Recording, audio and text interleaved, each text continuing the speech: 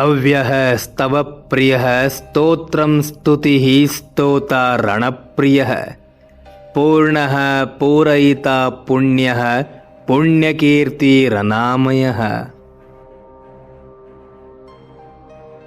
ಮೂಲಾ ನಕ್ಷತ್ರದ 1ನೇ ಪಾದದವರು ದಿನನಿತ್ಯ 27 ಬಾರಿ ಈ ಶ್ಲೋಕವನ್ನು ಪಠಿಸಬೇಕು.